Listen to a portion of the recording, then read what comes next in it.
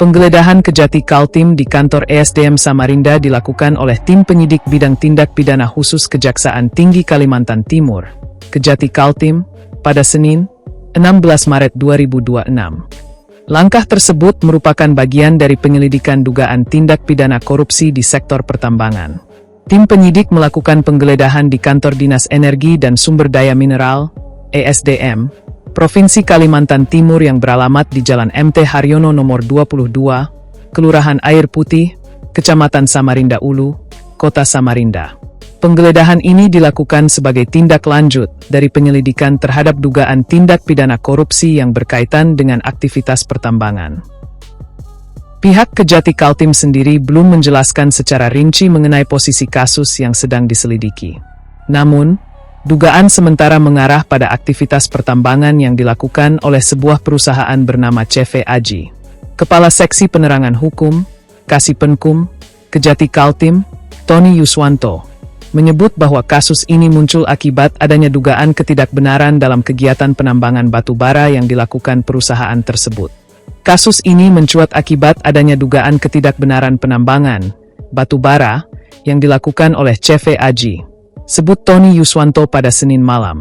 Ia menambahkan bahwa pihaknya masih melakukan pengembangan lebih lanjut untuk mendalami perkara tersebut. Berdasarkan informasi yang dihimpun di lapangan, tim penyidik Kejati Kaltim mulai memasuki kantor Dinas ESDM Kaltim sekitar pukul 14 WITA. Penggeledahan tersebut berlangsung cukup lama, yakni sekitar 4 jam, dengan pemeriksaan sejumlah ruangan yang berkaitan dengan dokumen pertambangan.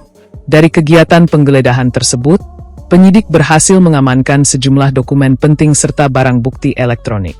Tim penyidik berhasil mengamankan dan membawa sejumlah dokumen serta barang bukti elektronik yang terkait dengan perkara yang ditangani, imbuh Tony. Dokumen dan barang bukti tersebut diduga berkaitan dengan proses perizinan maupun aktivitas pertambangan yang sedang diselidiki. Langkah hukum yang dilakukan oleh Kejati Kaltim mengacu pada Pasal 112 Undang-Undang Nomor 20 Tahun 2025 tentang KUHP. Penggeledahan dilakukan untuk mencari dan mengumpulkan alat bukti yang dapat memperjelas dugaan tindak pidana korupsi yang sedang ditangani. Seluruh barang bukti yang telah diamankan nantinya akan disita secara resmi oleh tim penyidik tindak pidana khusus Kejati Kaltim. Barang bukti tersebut akan digunakan sebagai bagian dari proses penyidikan guna mengungkap secara terang perkara yang sedang diselidiki.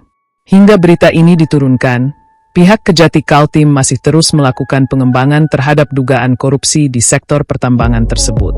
Penyidik juga masih mendalami keterlibatan pihak-pihak lain yang berkaitan dengan aktivitas penambangan yang sedang diperiksa.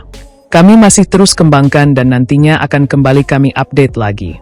Yang jelas dugaan korupsi sektor pertambangan, pungkas Tony.